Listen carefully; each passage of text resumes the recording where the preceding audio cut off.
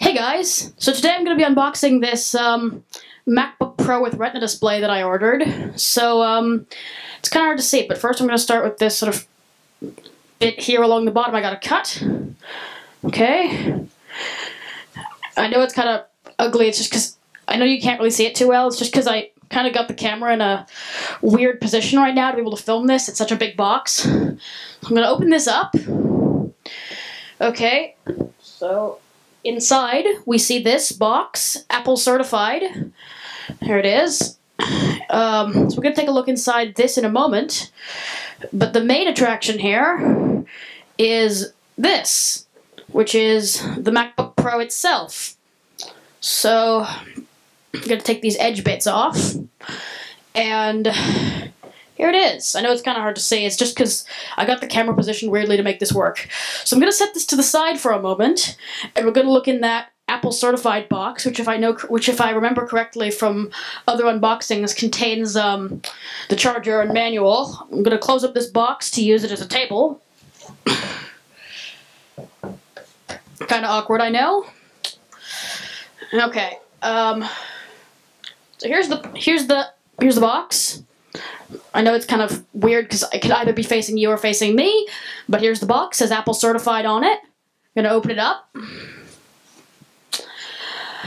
Okay, so inside we've got our let's see, MagSafe 2 charging brick, which looks like I gotta connect this power cable thing here.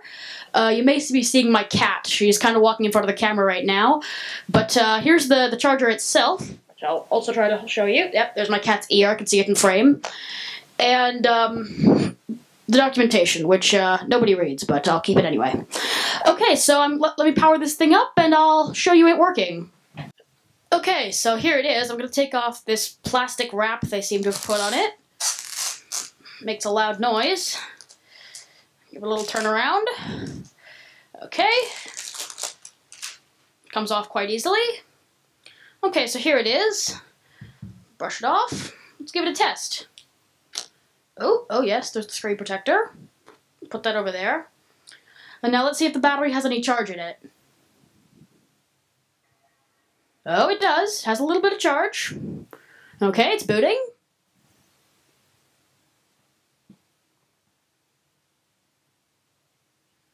Okay, it's probably going to ask me to set it up. Wow, that was quick. I guess it's an SSD. So I'll get this set up and I'll be back in just a minute.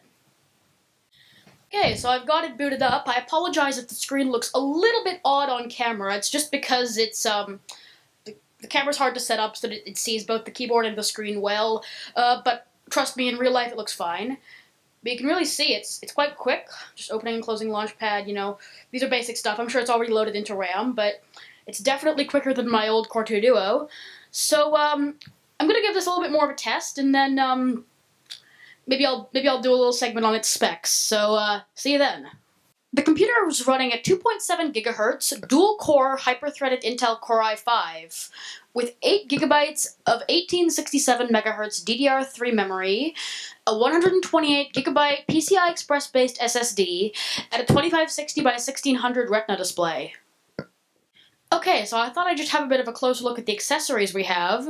So here we have this Designed by Apple in California booklet, which it comes with. If we open this up, okay, MacBook Pro, quick start guide. No thank you, I think I know how to use a MacBook. Sorry, that's my cat meowing again. Info, I think that's for warranty or something. Stickers, these are Apple stickers. I'll probably put them on one of my Hackintosh machines. And, it's a cleaning cloth? Oh yeah, they said it came with a cleaning cloth. Okay, that's cool. I'll leave that in there for now. Next we have this, which is the, it looks like the long cord for the MagSafe adapters if you want to have a longer cable, or you can just use the one that's already on here, which is, here's the MagSafe adapter, and, as you can see, it has the short little, wall pluggy one on it, which I'll have to take this protective wrap off to open, but let me cut the camera and then I'll show you it set up as I'll be using it. So here you can see the charger as I'll be using it. There's the MagSafe that goes in the computer and the thing that goes in the wall. And as you can see, I put the long cord on, so it's nice and long. I can reach outlets that are more than one molecule away from me. Okay, so, what next? Okay, so by now I'm getting pretty used to the Force Touch Trackpad, which is basically where you can click to do something, but then you can also click harder to activate a special function. So in this case it's more info, so I get information about my music folder, or, you know, my downloads folder. But the trackpad kind of feels different because of the way it works, so I'm kind of getting used to having to click a little bit more lightly than on my previous machine. And the keyboard feels a little bit different too, although I think this one's better. Probably just because the old one was... Oh, enhanced dedication, no thank you.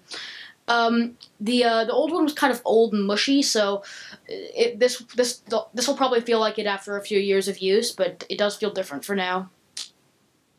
Okay, so let's do a little physical overview of the device.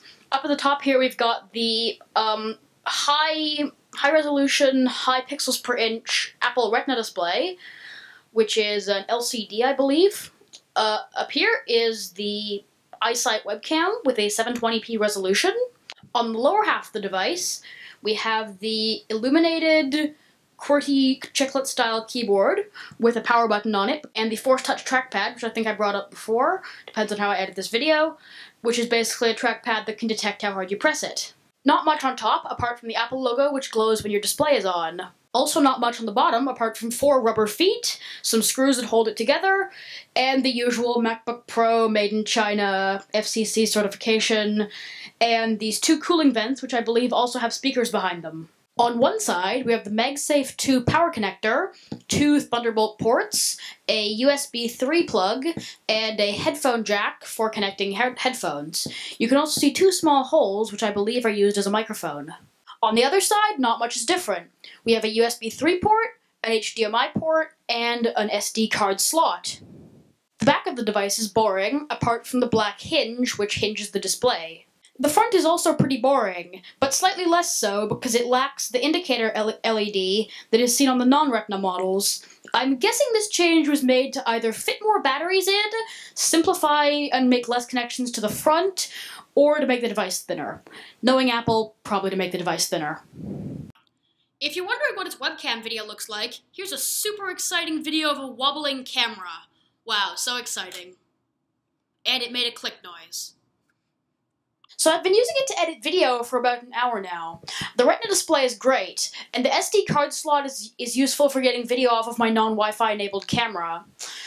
It's very snappy when using the Final Cut Pro interface, though since it's only a dual-core CPU, I'll have to see how it handles rendering. Oh, and I forgot to mention that throughout the entire test process, the computers remained almost completely silent, even while benchmarking and editing video. Good job, Apple. So in conclusion, I think that the early 2015 13-inch MacBook Pro with Retina display is a great computer with a great display and performance better than what its specs might suggest at first glance. A faster SSD that they added this year is always a welcome addition to any system, and the Force Touch trackpad, though a little weird, is actually kind of useful. The MacBook Pro has always been a great machine, and I think that the new 2015 refresh really just makes it better.